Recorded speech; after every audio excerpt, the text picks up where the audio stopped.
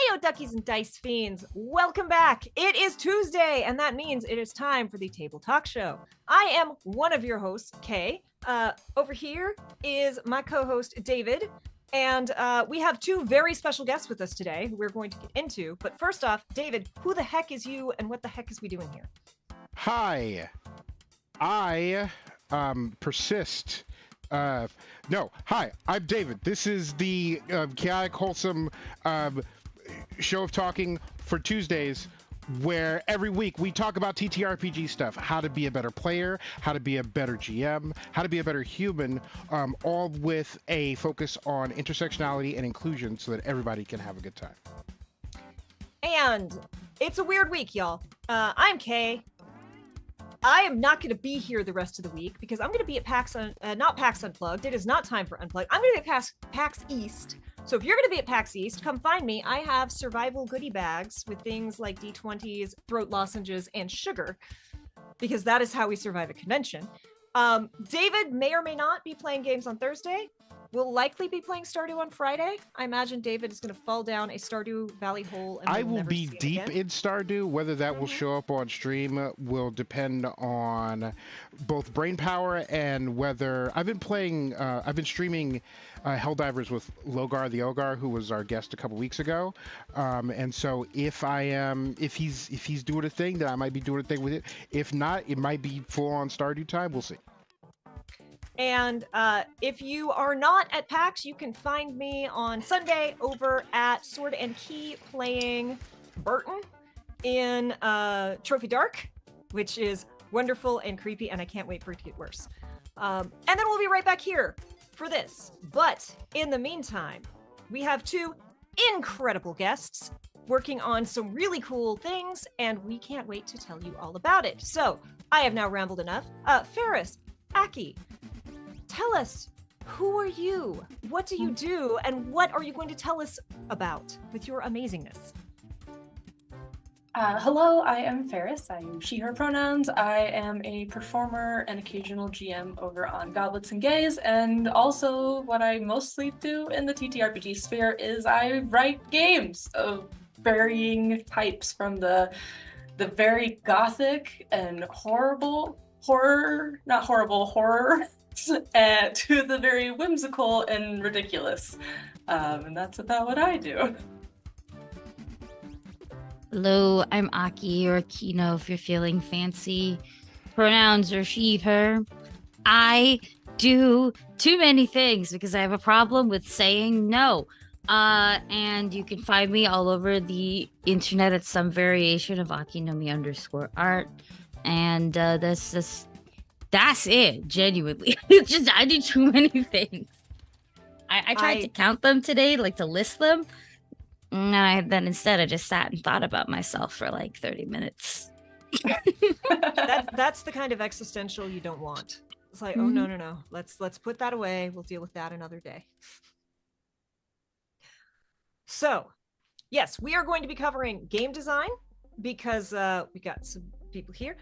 Aki does art, as some of y'all might have heard, so we can talk about art or working with artists, because we have a lot of people who hang out here who do game design and also are trying to figure out how the heck to work with artists, because let's be honest, most people are too controlling and you need to let your artists do their thing. But we want to hear about Nata Nox. Did I say it right? Did I say it right? Did I mess it up? Good. Tell us about this. What the heck is this? Nata Nox is a queer gothic monster post-apocalyptic TTRPG that I wrote as part of the Apocalypse Keys game jam. I don't know if you've heard of the amazing Apocalypse Keys by Ray Najati. It came out last year, and it came out 2 years ago. I don't know, it came out in the last 2 years. Time, what? And it is incredible. I highly suggest you check out that and all of Ray's other work. Mine game is about playing traditional gothic monsters in an apocalypse that you chose not to prevent. It's very gothic, very like Victorian era, but also very freeform, and it uses tarot cards and questions as the primary resolution mechanic. See, this makes me very happy because I am a tarot nerd. And in fact, one of the things I'm doing at PAX East is rehashing a panel that I did at PAX Unplugged, which is tarot cards and TTRPGs. So, yes. We are excited to chat about this. Yes, that is my favorite little part about the game, is using the tarot machinations to create inspiration and move the story forward with however you feel like interpreting the cards. It is fully playable without knowing a thing about tarot, because when I initially wrote the game, I knew nothing about tarot. I have since learned quite a bit, but I wrote the game Recording knowing in nothing. progress. And so that was that was something that really kickstarted me down the road of tarot and investigating it a lot, and just digging into that more deeply. But it is fully playable without anything. All that you need to be able to do is look at pretty pictures and make interpretations off of them. And that is one of the cooler things about tarot. Now, look, I learned to read tarot because I wanted to play a character in a TTRPG who read tarot.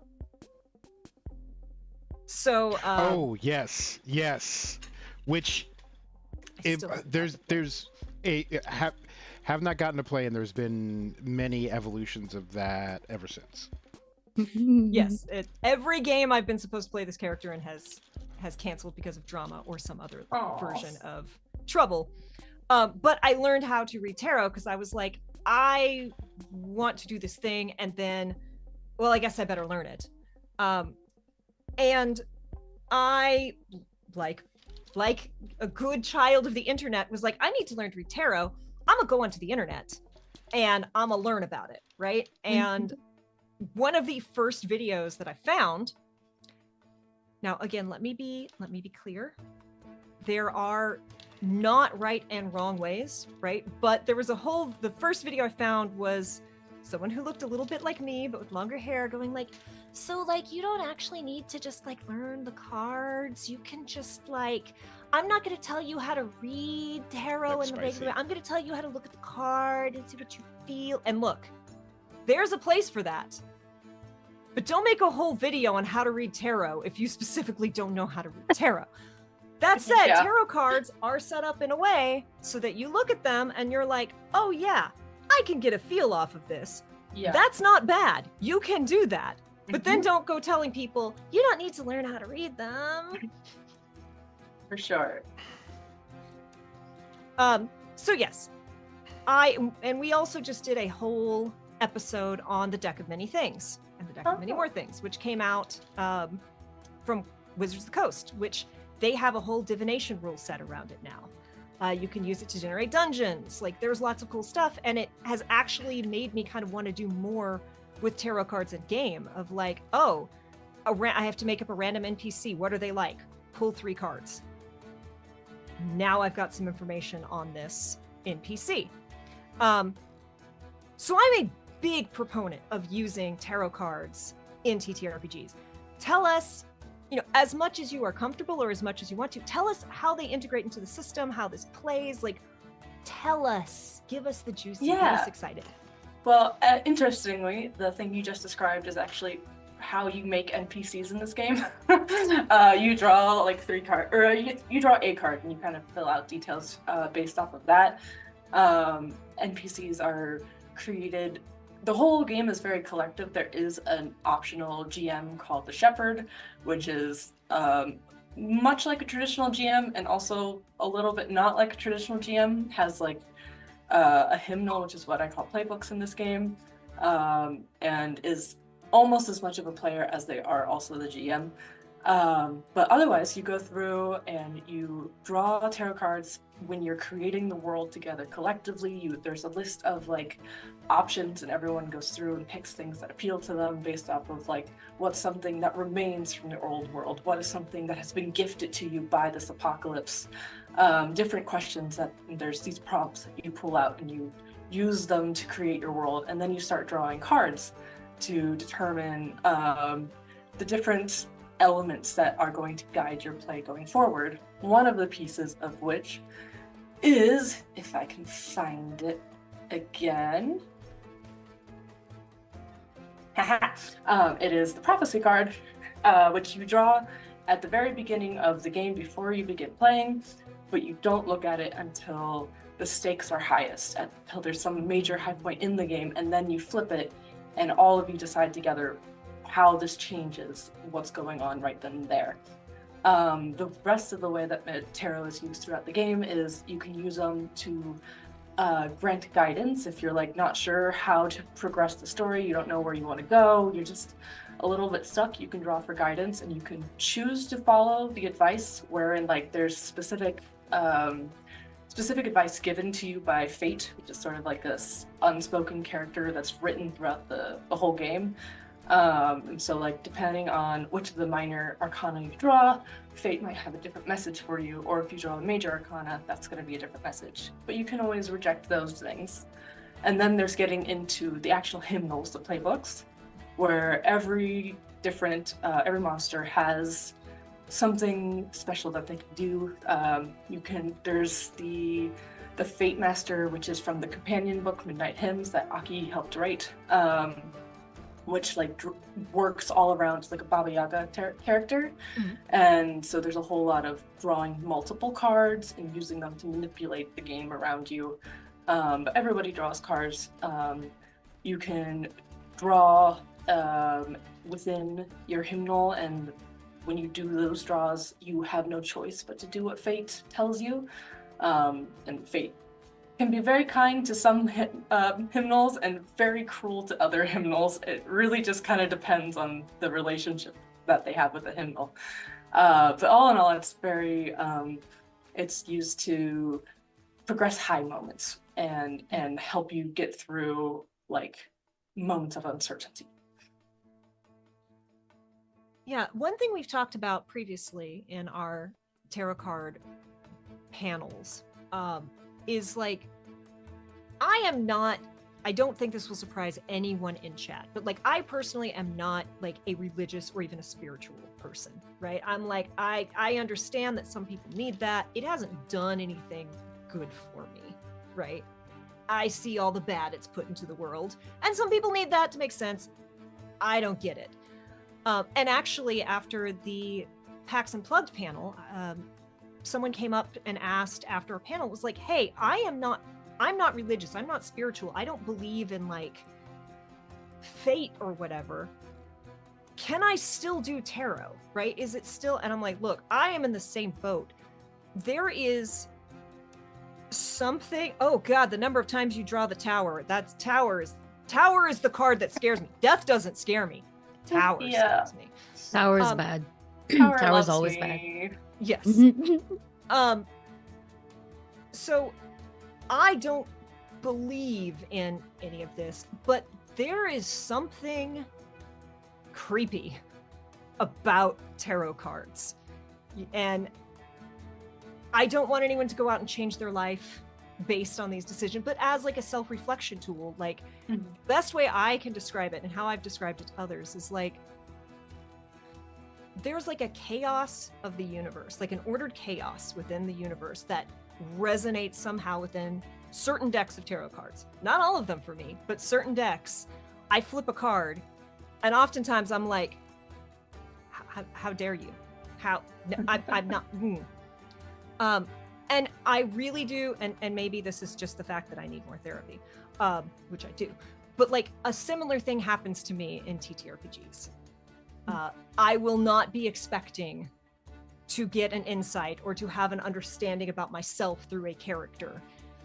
And so yeah, combining those two things, I can't even imagine those high highs and those low lows that can come out of it. Yeah, and the game is like, it's meant to be very self-reflective, technically, of the character you're playing. Technically, but like, we all put more of ourselves into our characters than we want to admit, I am sure. I don't know what you're talking about. I've never. Never. I've never told on myself. The amount of hard work I put into not doing that. Ooh. Yeah, so one of the I'm sorry, my cat. One of the main like level up mechanics, it's called the driving question, and it's something that you sorry, hold on. Yep. And it's something that there's like questions that you can choose from, and for each hymnal, they're all a little different, a little more pointed towards each hymnal. And the point is you pick a question that you don't know the answer to. You pick which one you can't answer at the beginning, and you find your way to answer it throughout gameplay. And once you do, you get to do something powerful. It is very open-ended on purpose. Aki has used it to game the system. I think you also stopped time once. That was cool. Mm-hmm. I stopped time. I also talked to the world, if that makes sense. Yeah. I talked to the tower. It was a literal tower and the figurative tower, and I talked to it because I was like, we're siblings now. It was weird, but I swear to God, it made sense in our one. It really did. In our mini, it made so much sense. Yeah, so I find it to be a really interesting way of instead of leveling up with experience or something, it's you find you learn something new about yourself, and through that is how you gain more power or more abilities or just more means of navigating the world. And then there's also some different actions that allow you to encourage the other players to look into their own question. One of the things is you can do this, or you can ask them about their driving question, which is encouraging the other players to have a little self-reflection in a moment with another player, which I think is always fun. I like to build games that are centered around interacting with your fellow players, because I love me some roleplay. That's my favorite part of playing games. I'm combat, whatever. Give me the roleplay. I mean, really it big is called a role-playing game. Right? It's not called a combat game. Not to say I don't enjoy combat, but I'm in it for the acting. Yeah, I really love, everyone who's played with me knows that I really, really love games and that actually make mechanics of and encourage interaction and role play and actively pulling in other characters. I played a system into the Breach system, which is one where you use playing cards instead of dice, and each of the suits does things. But they had some really cool. The system was a lot, and not necessarily for me. But they had some really cool mechanics. There were certain skill trees you could take, and you would be the first person to flip initiative. And everyone in your party could then decide, I'm either going to go with that initiative or I'm going to flip my own, right? And there were these cool different ways to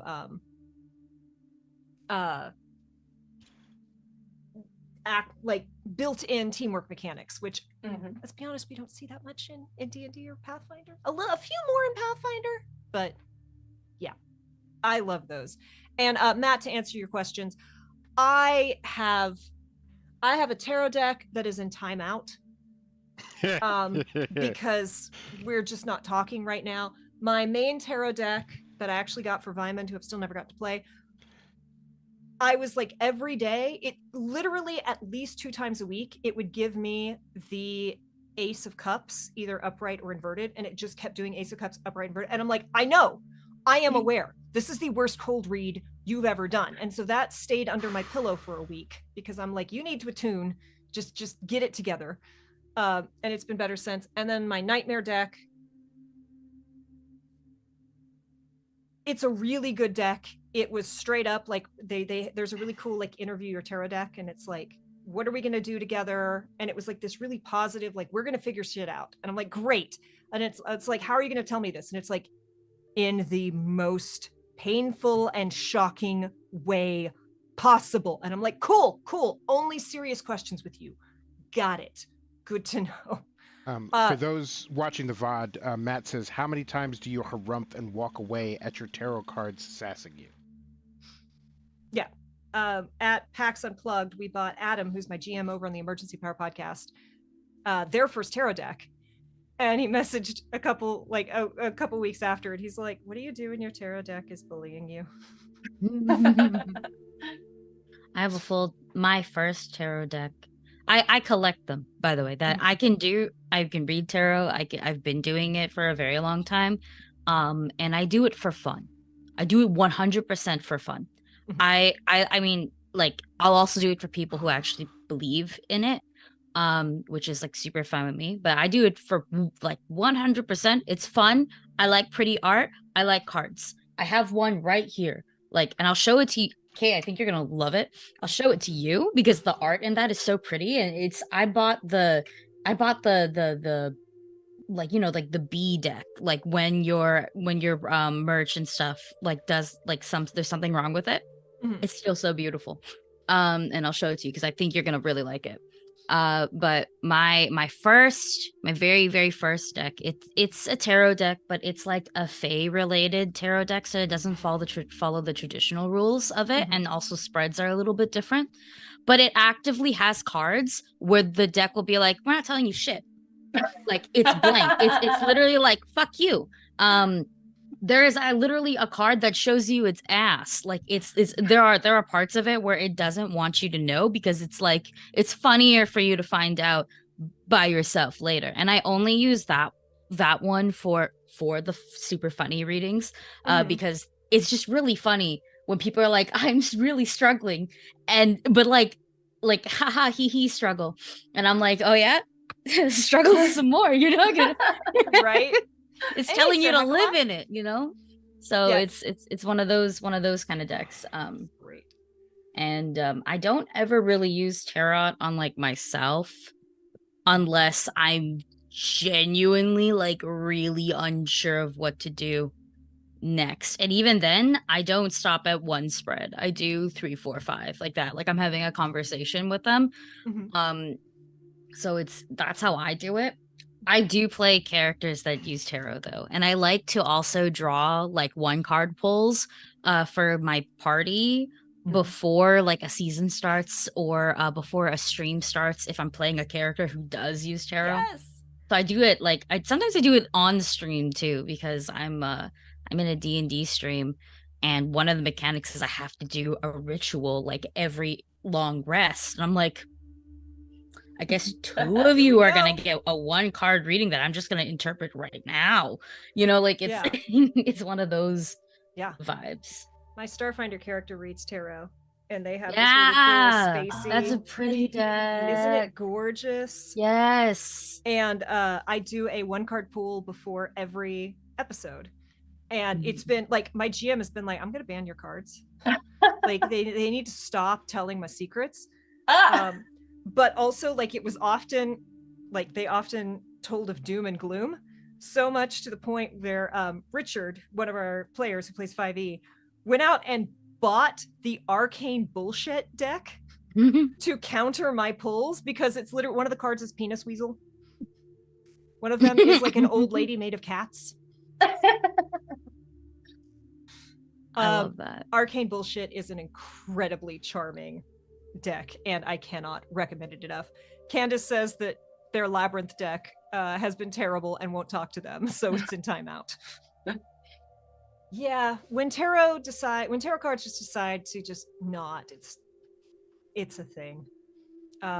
In fact, in our Discord, Emily is our mod and has done a whole lot of awesome stuff with us, and she was like pulling card, trying to get an answer, couldn't get an answer, trying to get an answer, couldn't get an answer, finally put her spooky deck away and pulled out the Chubby Cats deck. And Chubby Cats were like, go do the creative thing. And she's like, great, thank you, finally. But say the word Fae and Kay will perk up. You know, I like Fae, okay? I am a Fae creature. Okay, then I got more for you. I have 2 Fae decks. One of them is like Fae, like it's based on Celtic, I think, ways of divination, plus some extra things. It came with like a little booklet and stuff, and I read it a lot, so when I was like learning how to do it, again, really nice art, cannot stress enough. And it actually does have a Seelie court and Unseelie court inside as well, so it's like and these cards are so beat up now, but like I did my best. They've just been with me for a very long time. So there's that one. And then I have the regular like standard tarot cards, but they are all Fae themed and stuff. So it is a fairy deck in itself, but like the vibes of it are that you are specifically you are willingly going into like the Fae realm and then coming back. Like that's the vibe. You actually have a 2 circle cards that you have to say to start and then you say to end, because you're going in for it and then you're coming back out. That's very cool. So like I have 2 Fae decks that do that, and I kind of like the flavoring of that. That's another reason why I like tarot so much, which is hilarious because I will never do haunted shit. Like if you pull out anything remotely that looks like it could be like an Ouija board, I'm leaving your house and I'm never coming back. You have a haunted fucking house. You would not like my I have a tarot card deck that you would yeah, like I don't like I had some friends, they would be like, let's go to this abandoned building, and I'm like, there's so many other things besides the ghosts that will kill us, like no, bye. Like, so like I don't do that. Exactly. Like I don't do that shit. Like asbestos in the ceiling. Oh yeah, and especially like, oh god, I personally also believe every house is a little bit haunted, even if it's new, especially in North America and this stolen ass land. It's so fucking haunted. And like, I'm not about this lifestyle, okay? I don't want to invite nothing. I already take too many L's on a regular basis. I don't need a poltergeist to happen. So it's like, no, thank you. The struggle is already real. Why would you double up? Exactly. Right? But like tarot, that's my only dive into the occult. I don't even consider it that. I'm just here for like the occasional titty card. Like it's great. Those cards look so good. So cool. They also look evil. So creepy. This is the deck where I'm like only serious pulls. Gotcha. But also, so if you play, you mentioned a Pathfinder. Or were you playing Pathfinder? You said that. Yeah. Yeah, we play Pathfinder. We play Pathfinder on Goblets and Games. Yeah. So, what I ended up doing, I was in a Pathfinder campaign for a little bit until my schedule didn't allow it. But there is actually an astrology feat that you can take. Yeah. Yeah. You do a ritual every day, and you get 3 things where you roll a d8, and it adds either a -1, a +1, or a +2. And I'm like, GM, can I take this and just flavor it tarot? And just every morning I do a 3-card spread. There's a whole, it's called the Harrower. It's an archetype that you can take. So it's like a sort of multi-class situation. You played it, sorry. And it's all about, the Harrower is just Pathfinder's tarot. Yeah. It's so you can just do all sorts of tarot stuff with it. It's really cool. It's really, really cool. So there's a lot of, I don't think Harrower is new, but it's newer. Like there's a lot of stuff that they're adding that to kind of give you that really nice kind of like occulty witchy vibes that people actually want. Like I see them, like I will see like so many really like juicy characters for like 5e, and I'm like, I'm so sorry, none of that supports what you want to do. But do you know what actually does? Surprisingly, Pathfinder. Like for on Goblets and Gays, like we just finished our like full like a 3-year long campaign. We went to level 20 and everything, and now we are doing remastered. So we're starting new. We're like level 2. I think we're like level 2. Yeah, like that's that. We're new. Level 2 is terrifying. Yeah, like from 20 to 2, it's wild. It's also remastered, so it's like it's like we're low-key. We're playing 2 technically at the same time because of content, and in one of them I'm playing like a really low constitution, and Farris almost fucking killed me with a demonstration. With an AoE. It was a demonstration.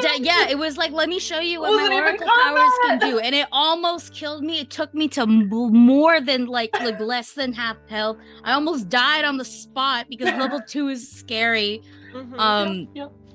So yeah. If it makes you feel any better, David's character in Baldur's Gate 3 decided to throw a rotten egg at my Thembo Bard and did 8 points of damage.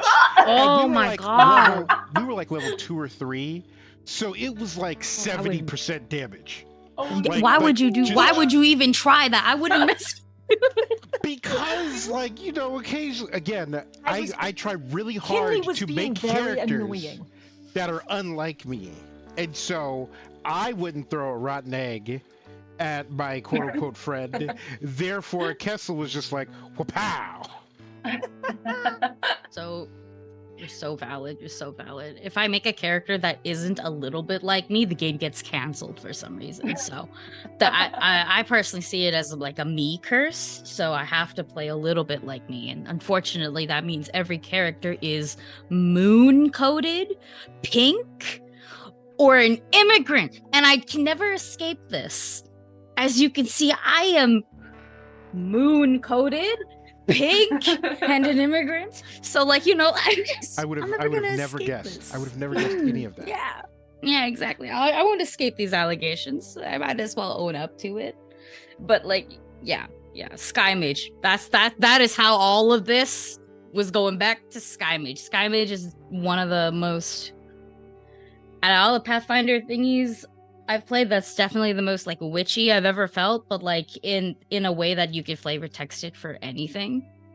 So you could be like cottagecore spy witch. Like that was nice. Instead, I was more like galaxy bitch. I talk to the moon is my mom, like that kind of vibe. My Starfinder character is a Solarian, and Ooh. is in their mind at least. I legitimately don't know if this is actually a thing, or if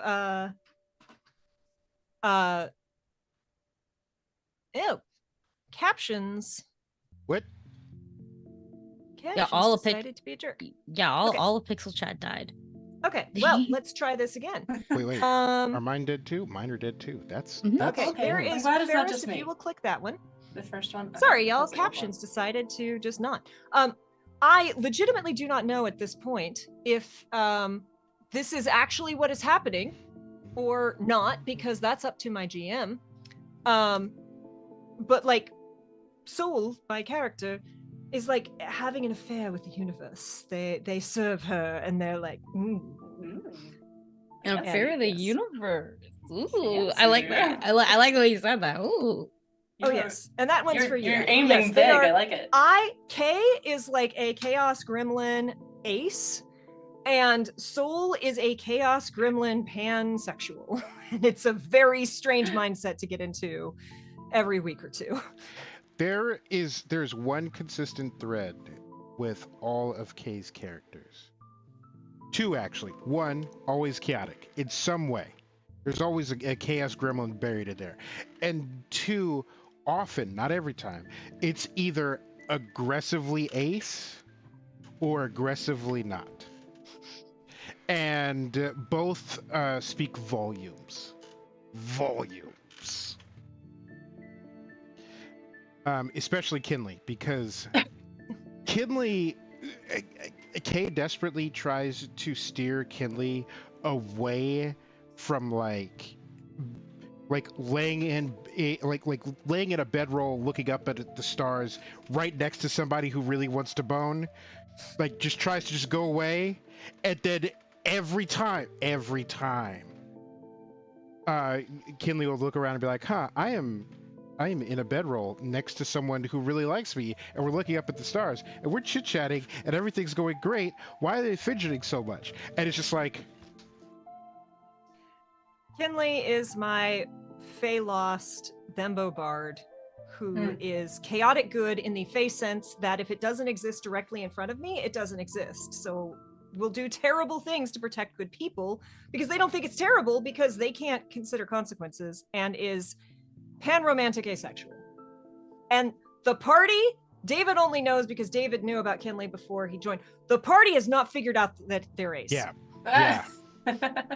So the party is literally like, this horny bard is out banging everything. And I'm like, they're back in the room every night. Party hasn't figured that out yet. Dangerously flirtatious. I did not understand what flirting was as a man, as a human being, until I watched Kinley unknowingly seduce someone.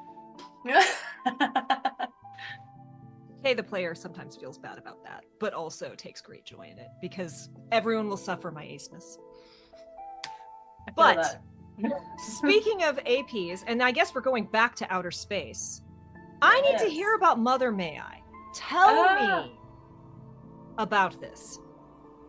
So Mother May I is in between seasons and at the moment campaigns. Sometimes our GM and all of our producers over at Goblins and Gays, which include Aki, let me run games. I pitch them the weirdest things and they say, okay, go for it. So this is our second season of Mother May I, which is an alien RPG using Free League Pub's really cool alien RPG system, which I am deeply in love with. It's so fun. Actually what introduced me to Alien. Before that, I had zero interest. And then I played the system and went, I have so much interest now. I have a Xenomorph Lego piece now. I'm just very excited about it.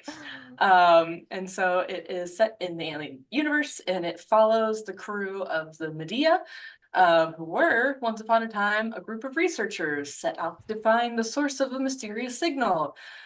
Things went really bad, and now they've been coerced into working for Weyland-Yutani. And things are even worse. Capitalism is always the villain.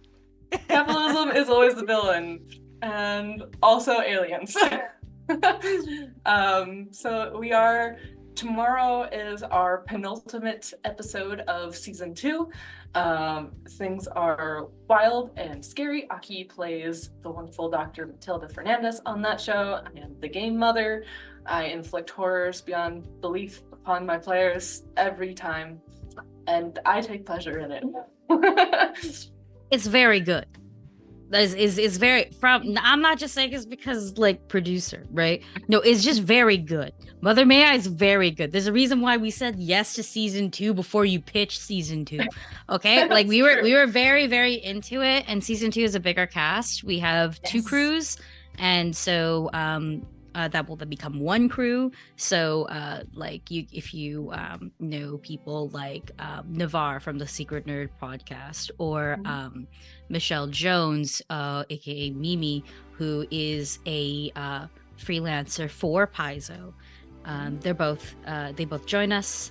We also have one of our regular cast members who was like, I don't do horror or anything, also join us, and they play a cat. Yep. We have a cat. We have a cat that does things. You know, like it's really great. By the way, cat is 100% safe the whole time. The cat is the only person with plot armor. So like if you're worried about that don't be. Just don't be. Jump in. They have everybody Jonesy else rules, so fair they're game. fine. Yeah. Everybody else is so fair game. It's not even funny. But the cat, no. Mm-hmm. No, nothing bad time. But never in danger of death. Yeah. Even the xenomorphs gotta respect the cats. They do. Xenomorphs have better, bigger, more human options that just look so tasty and ripe for head chomping. Oh yeah. But So yeah, I've Alien. actually never gotten to play the Alien RPG, but I've heard incredible things about it. And like actually Candace the Magnificent, we met in a Mothership game, which is a space survival horror. I played the most terrifying android you have ever seen. But no, Alien is something I want to see David in an Alien RPG. Okay. The question is, what flavor of person am I playing? Is it going to be napkin flavored nonsense? Or is it going to be a more like me-centered character? Because those are totally different experiences. I would say the Alien RPG does have like, so they have they're not classes. They're more like they kind of work more like playbooks kind of feelings. But like we use the kid because you can play a child. We use the kid one for our cat player. So like required very little adjustment too. Yeah, so like the kid has specific moves, and we just gave it to the cat, and it works that way. But there's several types, including being like, God, what does Alyssa play again? Because they are Alyssa's the nasty. company agent. The company agent is the most disgusting like thing I've ever seen. Like in terms of like what's in this book. And Alyssa does a really good job being a piece of shit. So like it's great. So basically Alien lets you play really bad people in really bad scenarios, and it's just like you kind of think, are they all that bad? Because technically the real bad one's capitalism, but actually almost everybody is a bad person as well. So it's like, I don't know, like you can obviously get attached to it, and there's obviously characters who are not bad people. I am There's a bad whole rule person. set for PvP. So, So- if that tells So you anything. So you're saying I could live my dream of being a middle manager for Wayland Yutani? Yes. And you could sacrifice other people to ensure your survival. Yes, you Oh. can. It's a whole thing. That's a move. It's a That's whole a thing thing. you can do. Full It's called napkin personal flavored safety. Personal and you can safety. I have roll so much to beef make with others personal safety. to make the nearest person to you suffer the effects of whatever's coming at you. Yeah. You can certainly see it in action And in it's- Mother May I. You can That see it sounds in delightful it's and evil. it's so It is. evil. So like yeah, when they say, you know, like playing Alien's very fun. Please play it with people that you feel comfortable with, so that way you do lines and veils, because Alien is gross. And like the xenomorphs do gross things. Just that alone. So you got to be aware of what you're getting into that way. And if you're with a comfortable group, you can then do bad things and play bad people and still have bad things happen to you. And it'll be like very, very fun. I would not want to play that game with people where I wasn't 100% comfortable with them showing up on my front lawn and punching me directly in the face. Like, listen, you got out of hand, and this is what you got coming. I'd be like, okay, that's fine. You're I 100% right. You're right. It's very much like that. Yeah. When I will say though, something that I kept pitching, I did it like 3 times on each season. I was coercing Farris to let me die in Alien. That's something I wanted to do made for your a long wish come time. true in a way. You did. But like when like that, like I'm an Alien baby, as in that's one of the first movies I remember watching too young. But also my father was like, we're gonna watch everything.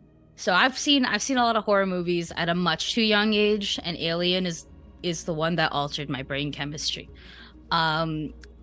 So I always wanted to die, because Alien.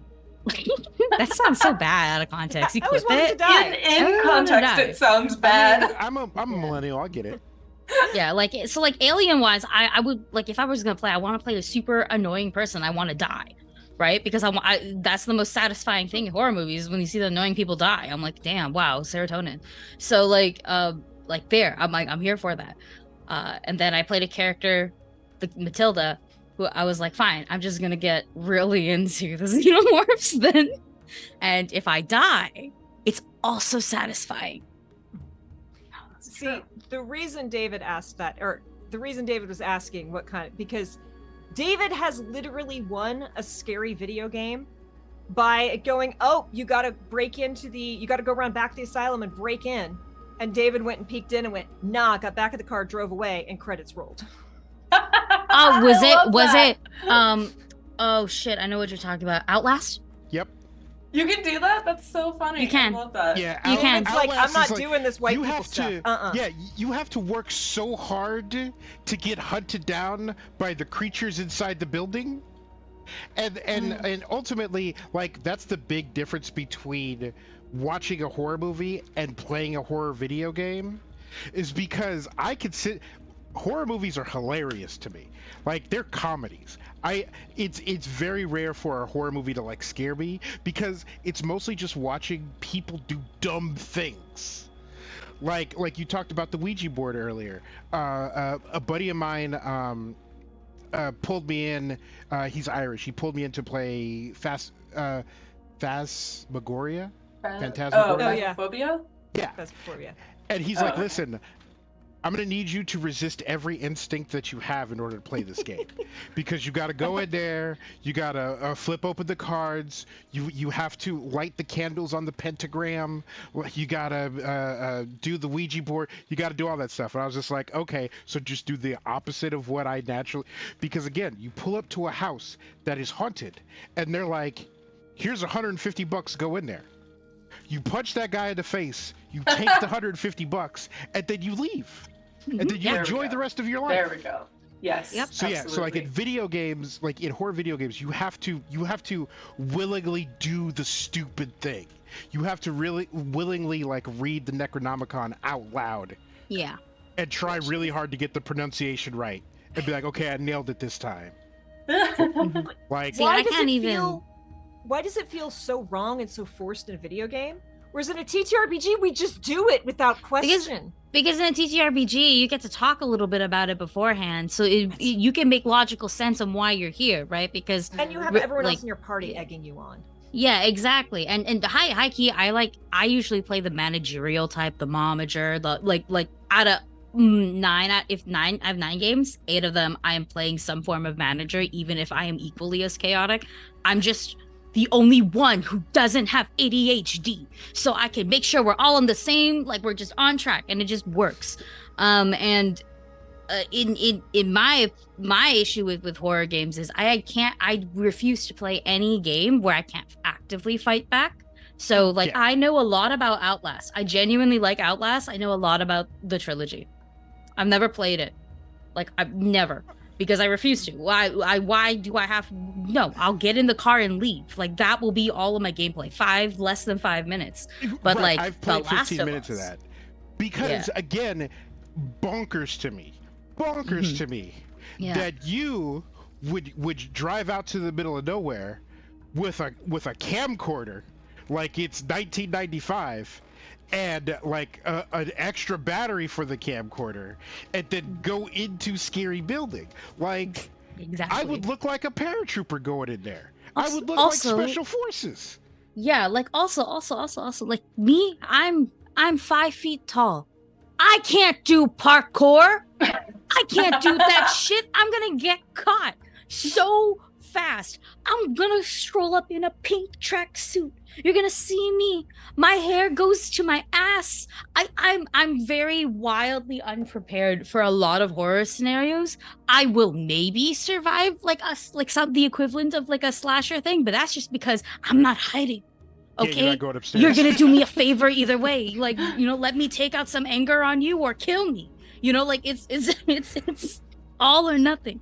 And like games like The Last of Us, where it's a horror game with jump scares, it's different because I don't leave a building until I clear it, and I will clear it with my fist. Like I've done that before, so it's like it's different. It's different. It's also and very Alien, satisfying hitting a zombie with a brick, but also like. People people talk about, oh well, what are you gonna do in the zombie apocalypse? And then they look at me and I'm like, oh, I'll get bit. And they're like, what? And I'm like, listen, I've lived in my body, I've lived my life this whole time. I know that when the zombie apocalypse pops off, something will happen, and then I'll be like, oh man, I got a bite on my ankle. All right, I'll see you guys later. Like, and it's guaranteed to happen. I am guaranteed to be the person that gets bit. Like, you put 100 people in a room and one zombie, and it is gonna be me. And that's fine and dandy. Because here's the thing, I am not gonna off myself. I am not gonna take the easy way out. I am going to become a zombie, and then I'm coming back to get you. I grew up, I know I don't sound it anymore, but I grew up way out in the country. Like, if it snowed or iced, we were iced in for days. The nearest grocery store was a half an hour drive away. We were closer to a big cat rescue than we were a grocery store.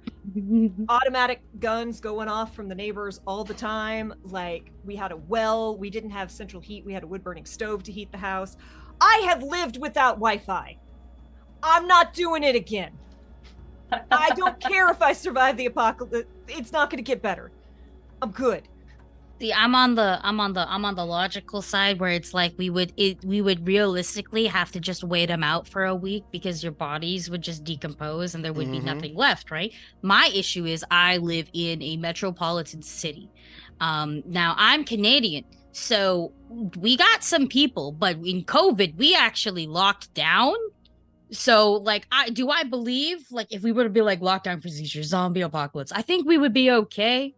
Like roughly, I would just have to wait it out and then we'd have to, I don't know what would happen afterwards. But I also firmly believe that the common Toronto man will ruin this. Yeah.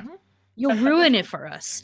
And I think we'll be lost. And there's nothing I can do about that except for, make sure that I have a bearded dragon. I'm going to make sure I get her out so she has a chance. She doesn't have a chance. She has a fear of birds, but it will make me feel better, in the long run. What the pandemic taught me is that, yes, it is wholly accurate that someone would hide a zombie bite.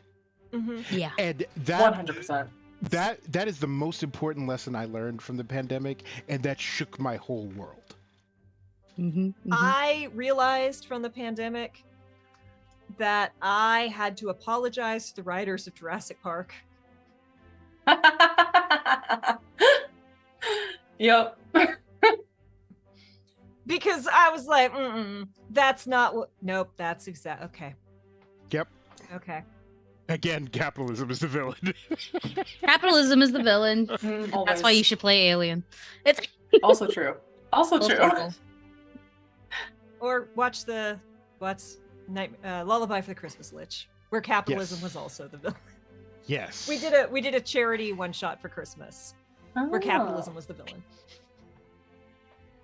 But Kay and I have run both horror a horror game that we wrote multiple times, and the way we get around, and like one of the first things we talked about when we sat down to like do it is I looked at Kay looked at me. Kay's like, so you're not going to do any of the dumb shit where you just go and like touch all this. I'm like, no. And so we had to figure out how to convince players to go and interact with things. Because if it was David would be like, And like, so you're in a horror game. For sure. But I need you to go poke stuff. Right. And one of the ways is the only way out is through. And for sure. And it's like, hey, you see the xenomorph in there? She needs a big kiss. And unless one of y'all go and makes with the smooching, that the other things that are worse are gonna come eat you. See, Farris. I do a lot of that too. Yeah. Farris gave us a lot of ultimatums, I would say. And because we're stuck in such high stress scenarios, you have to do it, right? Which is like honestly great because I'm not doing shit. But I'm not playing me. That's another one. Like I'm not playing me, but I am playing a character who's very logical.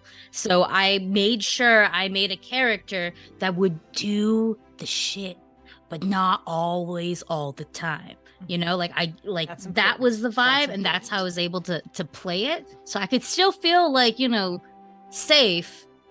And truthfully, it was everybody else I had to worry about, and not me, right? Because everybody else is doing something and rolling bad or something like that. And if it was ever too peaceful, Farris was really, really good at ruining that. So there was no peace. There was no peace. Everything was. There was always a level of creepy.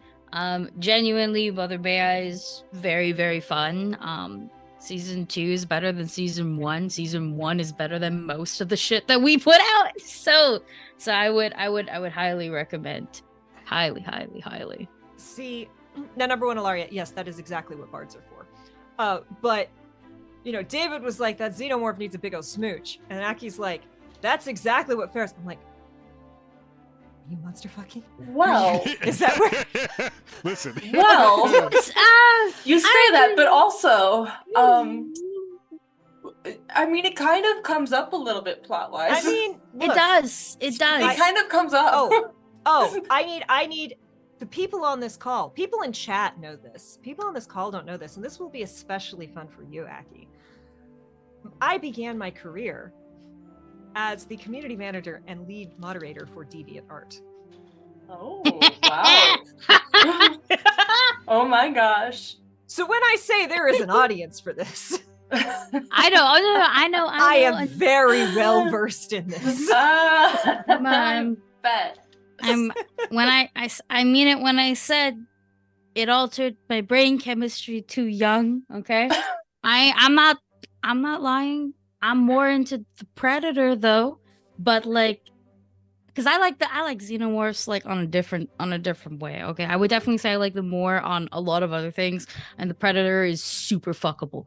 But like everything else though, it does, yeah, no, it does come up a little bit more in season 2, but like also it's a little bit weirder in season 2. Listen, Me though, my character, let's just say me and the Xenomorphs, we go way back. There is an Hilaria NPC says, Aki, in- you're entirely valid. There is an NPC in season 2 that, if given the option, probably wouldn't say no. I'm letting you know, I'm giving you that option because we will have a season. Kay, I'm not going to dwell on this, but chat to everyone watching. The Predator will give you a good time. And Did you not see that movie though?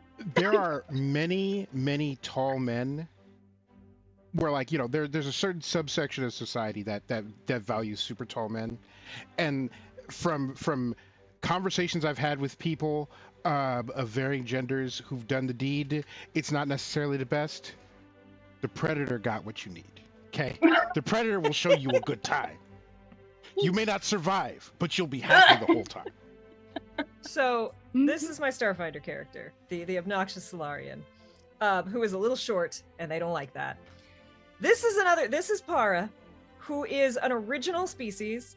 They are like a symbiotic. They're oily. They're a shapeshifter. They have to attach themselves around skeletons, usually metal skeletons of some some kind. And one of the first things Sol did when they joined the party, like we joined it basically at the same time, and Sol was like, "Oh, you can turn into anything." Mm-hmm. Can you turn into me? Can you make me a few inches taller? Can you move parts around? Great, come on. And, like just a little tall, just a little more, just a little taller. Just Okay, a couple great. inches. Let's do it. Perfect. Let's go. So yes. I'm sorry, because we're Things into happen in Drastic outer Heights. space. Okay, because we're talking about Drastic Heights, our first Pathfinder game. So Farris and I, we played love interests. My girl was 5 foot tall bard. Farris's was a over 7 foot tall barbarian. We were doing things.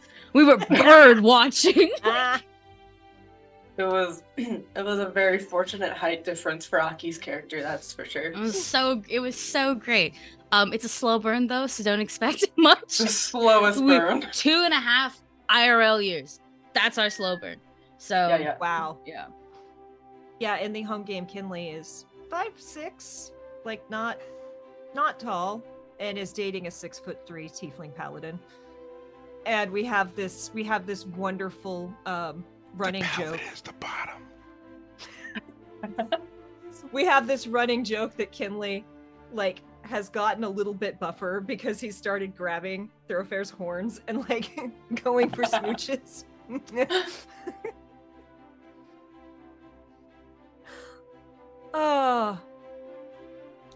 What's the point of an AP if there's not some sort of Live Truly. your dreams. Romancing your friends and APs is like, why else do you do it? Yeah.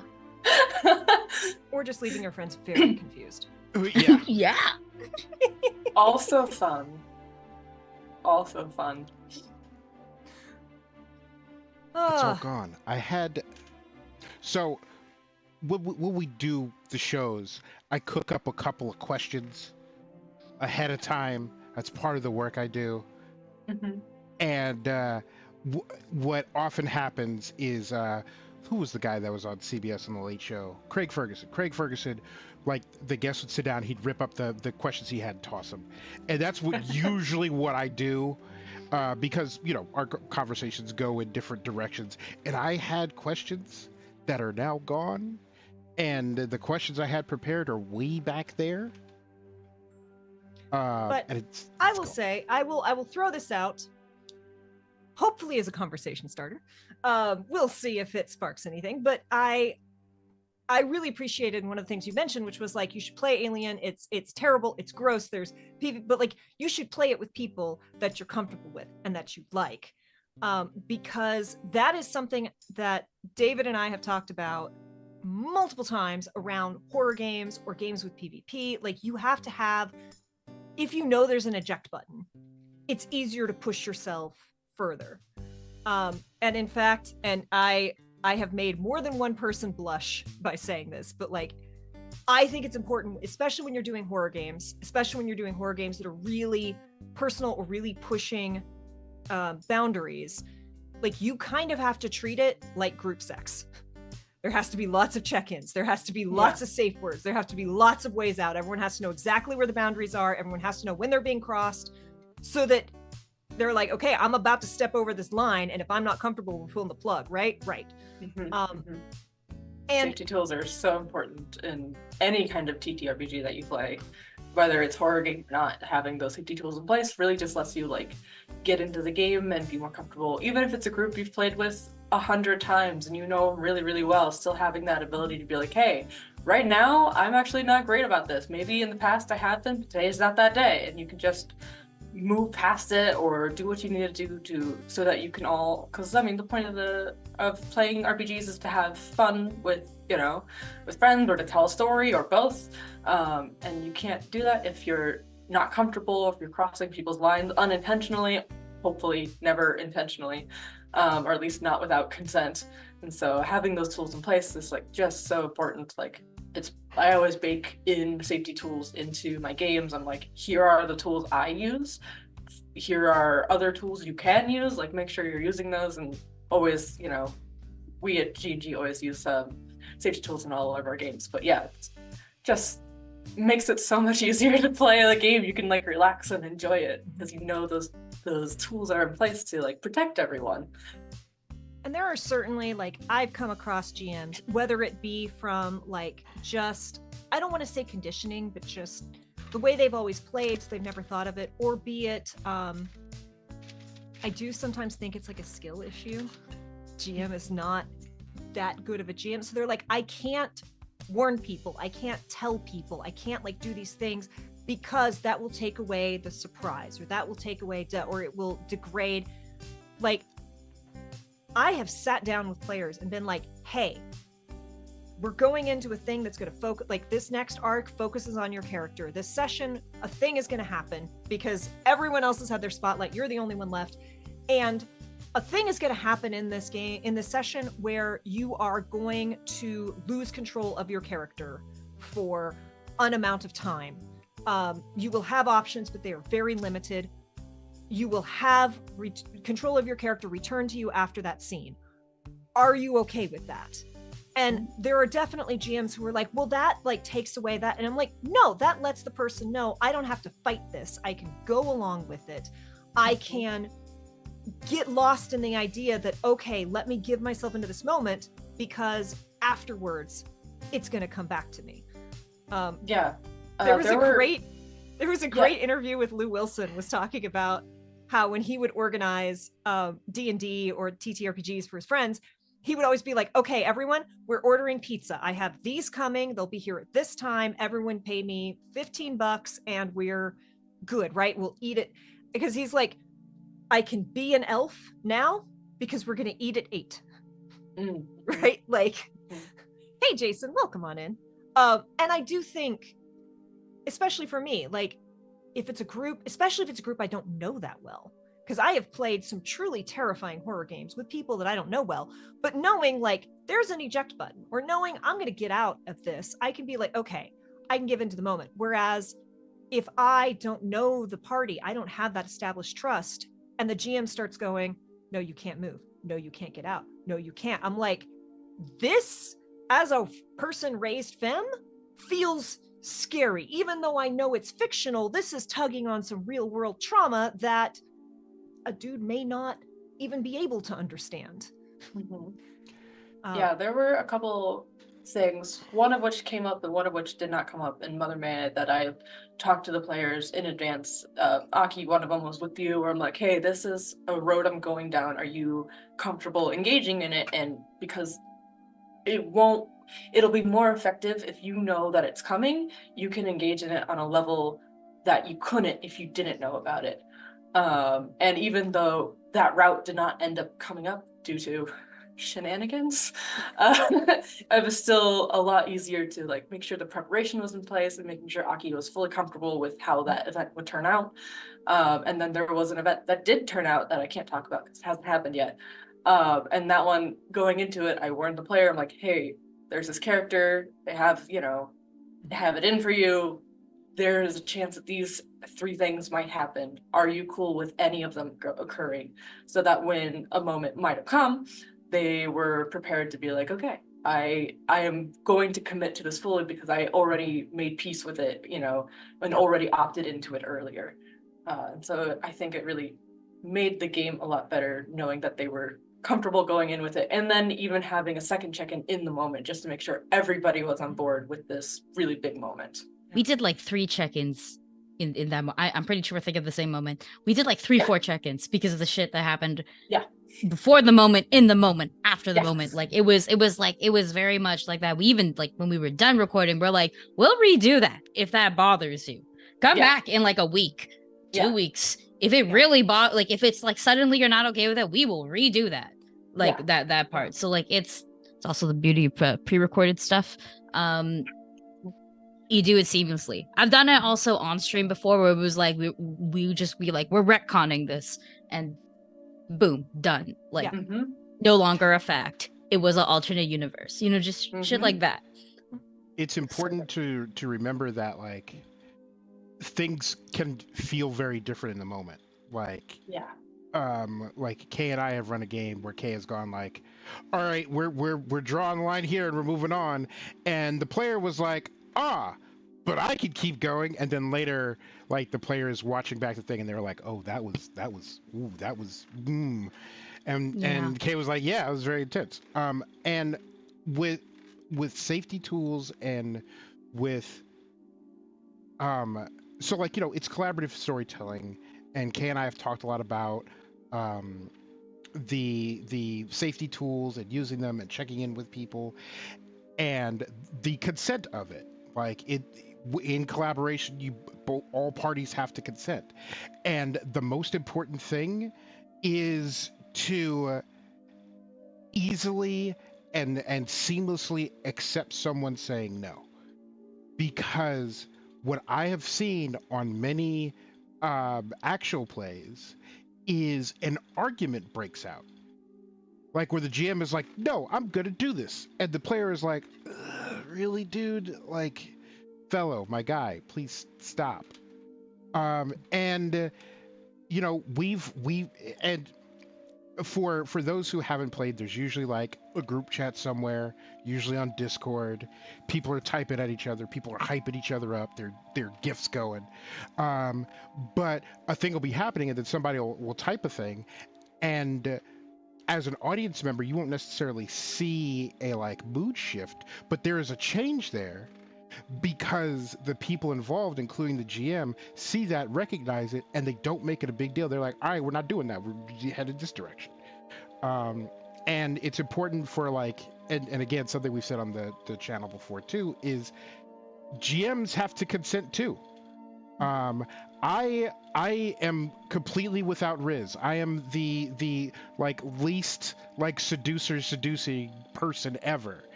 And so when I have to role play a NPC that is either being romanced by or trying to romance one of the players, like more than once I've said to players, I'm like, listen, this is gonna be ugly, this isn't gonna be any good.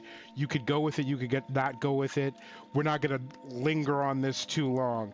And I understand that you and a lot of people have a great time with it. I am dog shit at this. And like both having that conversation beforehand and like typing that conversation off screen in the moment has been really helpful because I get really uncomfortable because I don't want to die on screen, like, and it's just the world is closing in on me while I'm trying to be like, oh man, I really like how you did your fingernails today, and it's like they're claws, and it's like, all right, they're claws. The claw polish looks great. It's like, no, please let me out of this torture chamber, please.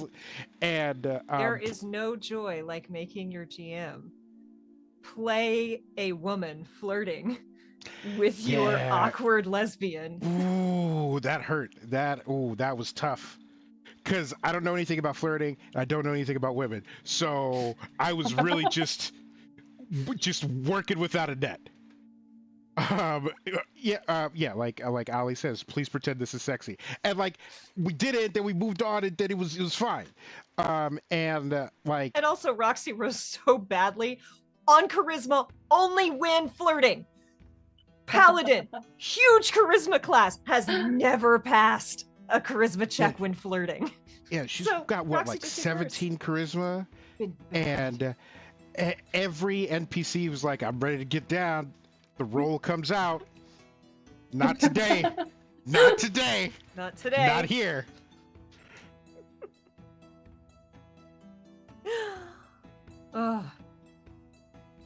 So yeah, the just all the different like types of consent are really important, and obviously like Kay and I have pulled that from other like life experiences, and like consent is not like a super tough concept to wrap your head around, but also there's this consent in collaboration, and you two work together, have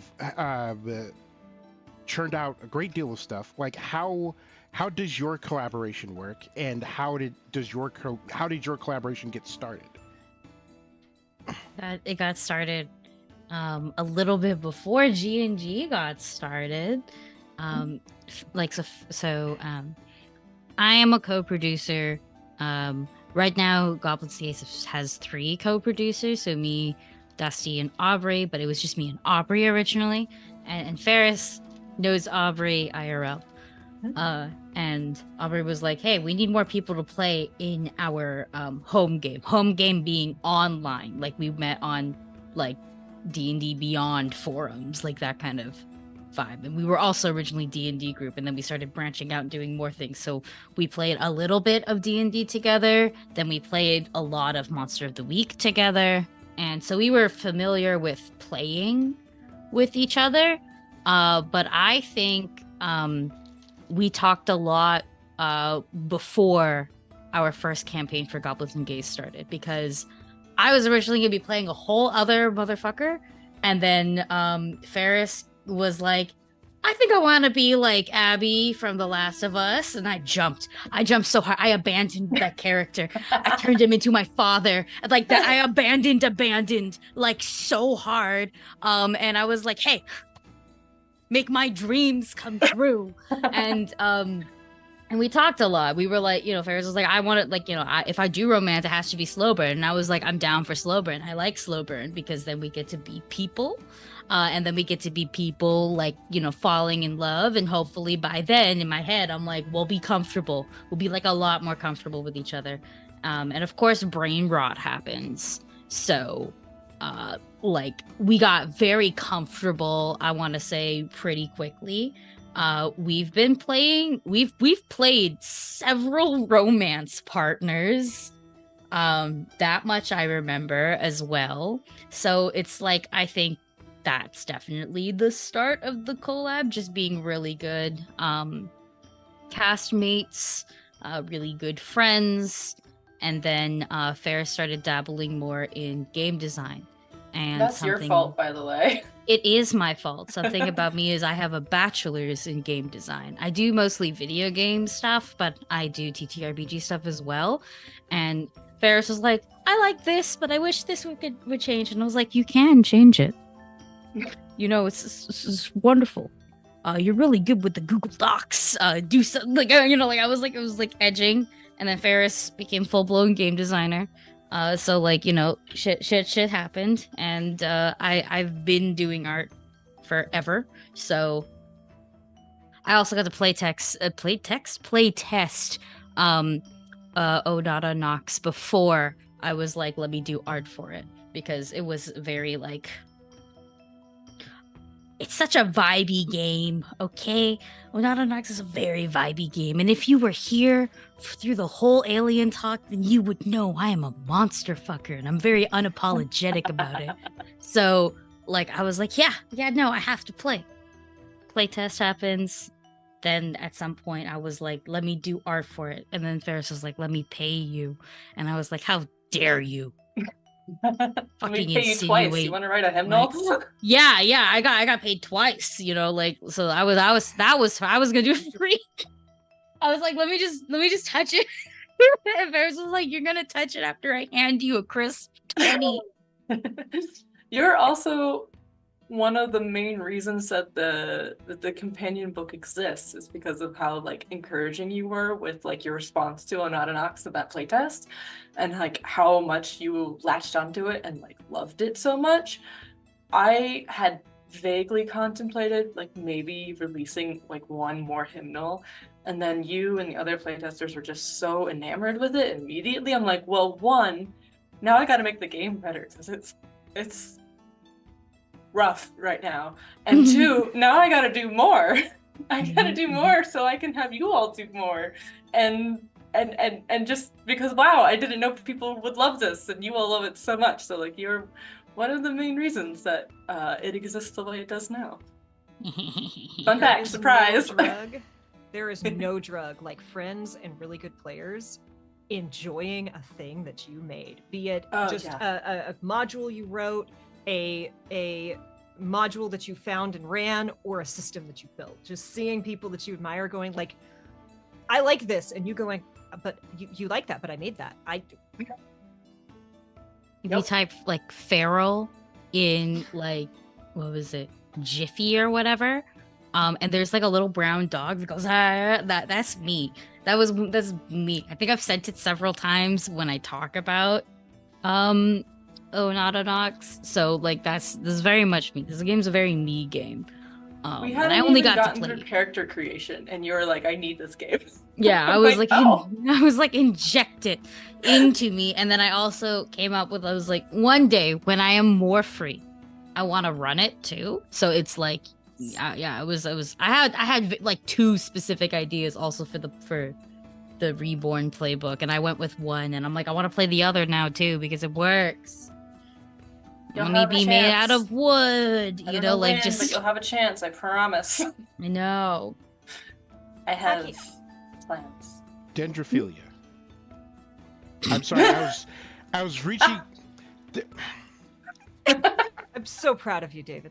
I was like, where's the word? And I shouldn't have said it out loud, but I was like, there's a word for banging a tree. Send that to Alyssa, Aki. I will. I'm literally gonna climb a tree, y'all. You don't even know. Pathfinder does amazing things. I'm gonna fuck a tree.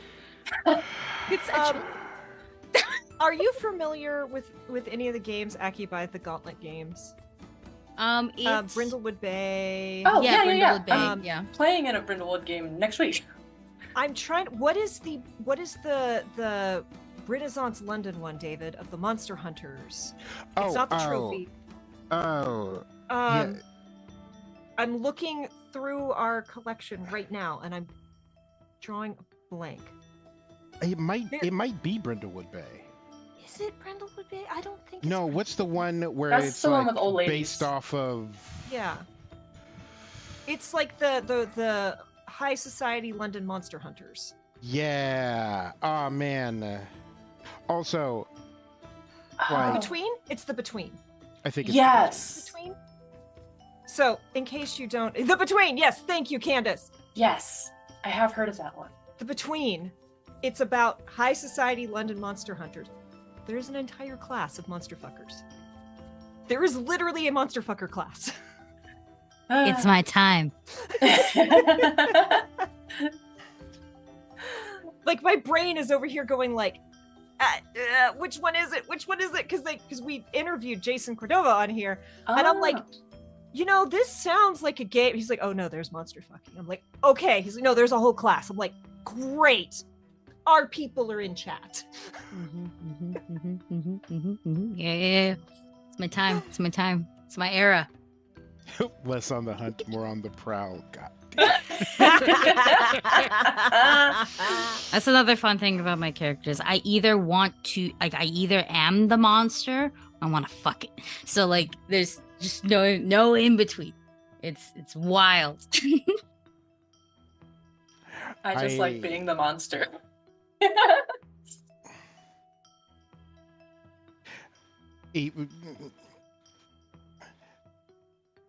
Here's the thing, Kay. Kessler is cluelessly ace in a very different way than Kinley is cluelessly ace. And it took a playtest of a thing that we're working on for me to realize that. And the whole reason I'm bringing this up is because there's a thin line between like sensual, sinister, and slapstick. Like, and ooh-wee. Kessel's got a toe in each one of those. Yep. and just always finds his way to slapstick every single time. And sometimes it's a monster, sometimes it's an alligator, and sometimes it's Port like, taco. Yeah, Port Taco. And like sex never happens, but it gets real intimate real fast.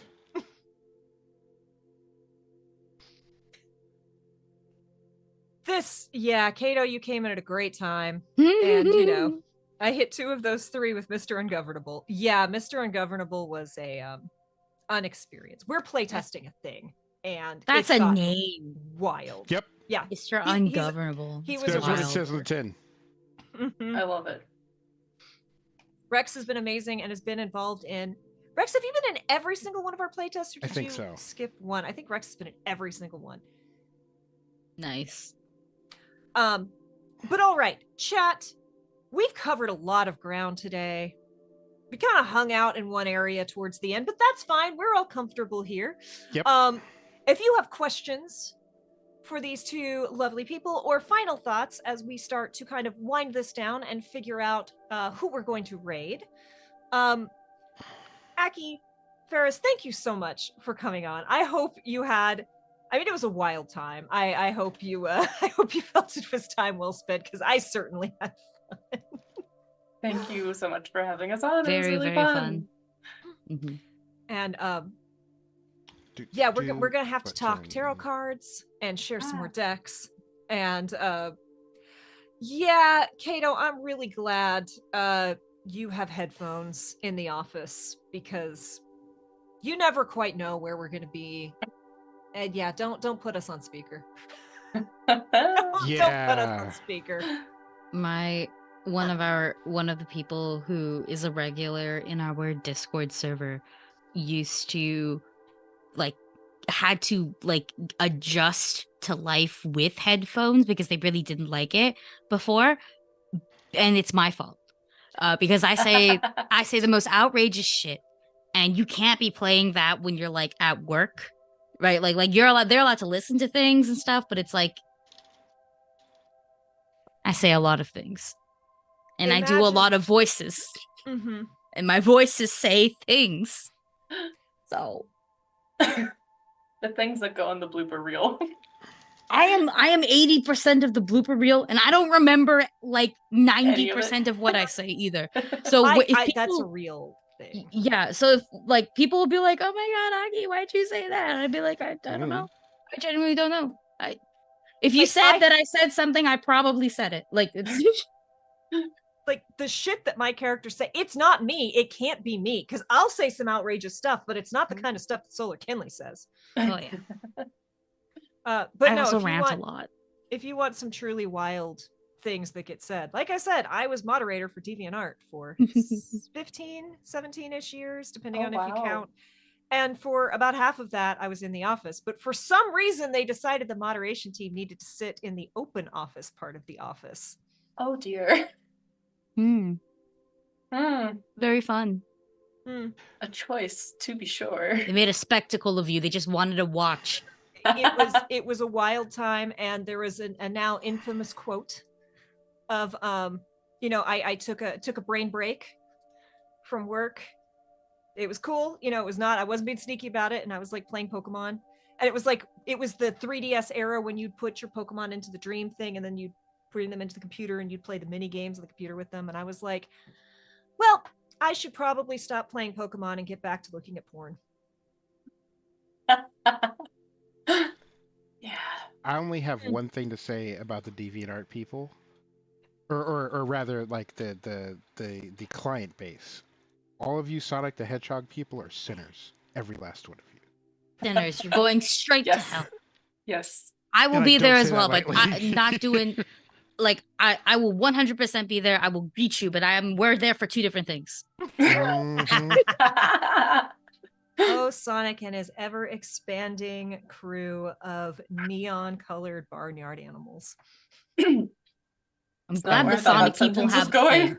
And all the people who like learn something about themselves with Shadow, like just I will make holy water and throw it at you like a bomb, like a grenade, like a Molotov. I don't See, care. because I'm really into Pokemon, I've had like a person I've known like IRL, like I've watched their furry transition happen. So I've heard unspeakable things about Lucario. I don't know Yep. why they were so Yep. comfortable saying it to me. We're not the same. I seriously considered building a Lucario cosplay for a while.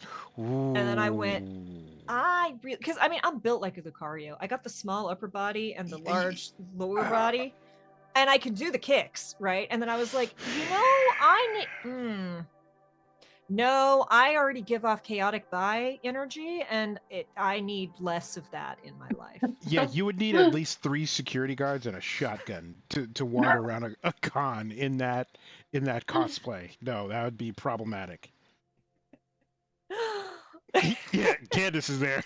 Candace is ready. I told you. Security. It took no time at all. But all right. We have dropped links in chat. You can find Nata Nox at the I just had it at the itch.io. Go check it out. And it's on sale, it sounds like. It's not, but like all of my Whimsy games are 30% off until tomorrow. So it's the very end of my spring sale. So all of my little spring-like games. So if you want to play Baba Yaga's Hut's Babies, which is Muppet Babies meets Untitled Goose Game, that's on sale. It was already dirt cheap, so now it's dirt cheaper dirt. It's cheaper dirt. You just exploded David's brain. Yeah. It's my favorite. And it's Matt, my favorite. Mimics and Misfits is also. Yeah, that's on sale. T-Rex game is on sale. Oh yeah. All the good ones. The familiar one is also on sale, right? Yeah. If you want to play which is familiar and you use snacks and tea as a resolution mechanic, that's on sale. Yeah, I can't remember what else is on sale, but all the cute ones. Yeah, all of Farris's Whimsy games are whimsical. Okay, like that kind of breathy W we're going with. Like you'll enjoy it. They're good. And you are on the penultimate episode of season 2 of Mother May I. Yeah. That is found on Spotify over in Goblets and Gays. Did you say it was tomorrow? Tomorrow. Yep. Tomorrow. I'm keeping track of things, y'all. You're doing great. And Aki, what can we? I know I've got links for you. We've got your link tree. Yeah. I've been putting them in the places. You have, but I want to make sure that Aki, if there's anything you want to like specifically promote and that is fair. Point people towards. Okay, if you want to laugh, I have a stream I'm gonna be on in like an hour and a half over at Magi RPG where I'm playing a magical girl. So like if you'd like, that's what I'm doing. You want to see me like play and the shit that I say. That's where to go. Okay, it's happening in an hour and a half, Magi RPG. Otherwise, just check out my link tree. I am all over the internet. It's some variation of Akinomi art or underscore art. So it's all good. Commission her That's- art. Her art's amazing. Oh yeah, commission me. I do shit, I swear. Oh, you know what? One more thing to promote actually. Goblins and Gays, we're getting into streamed APs, and our very first one will be premiering on the 24th over at G&G Streams. You can find us at Goblets and Gays and find out more about it. We're going to be doing a Vampire the Masquerade game. I am playing a character who is so mentally unwell. When we do Stars and Wishes, multiple cast members wish for wellness. It's not gonna happen, but like you can wish for that. Amazing. Well, thank you both for being on. Again, I am Kay. I am one of your co-hosts. You can find me not online for the rest of the week because, again, I'm going to be at PAX East. You can find me on Thursday at 6:30, doing the Tarot Cards and TTRPGs panel. You can find me on Friday. I'm going to be doing a Building Better Boundaries from the Beginning panel about setting up not lines and veils for TTRPG, but what do you expect from your audience? How do you cultivate a good and healthy audience? How much of yourself do you put out there? How do you decide what to put out there? And how do you enforce those boundaries? I've been a moderator since before Facebook existed, so I got some tips on that. It's going to be an incredible panel, both of them. So if you're at PAX East, come find me. I will be there until Saturday afternoon. There will be Sunday playing Trophy Dark, another of Jason Cordova's games by the Gauntlet, over at Sword and Key. And then we'll be right back here for the talk show. David, who the heck is you and what the heck has we been doing here? I am thoroughly intrigued by the Muppet Babies meets Baba Yaga meets Untitled Goose Game shenanigans. I am captivated. The song is playing in my head. The theme song from... I'm David. Right. Because they were all little assholes. Just every last one of them. Anyway, hi, I'm David. This is the Chaotic Wholesome Presents Tuesday Table Talk Show, where every week we talk about TTRPG stuff and occasionally how sexy Predator Daddy is. All with a focus on inclusivity and intersectionality so that everybody can have a good time. And we had one last cat sighting before we go. Thank you all for joining us, chat. You've been incredible as always. Thank you for all of the laughs. And we are going to go see, I believe, Xander? Yep. What is it? Legend of Zelda. You can't go wrong with Xander playing Legend of Zelda. So thank you all for hanging out. Be kind to yourselves, be excellent to others, and we will see you next time. Bye, y'all.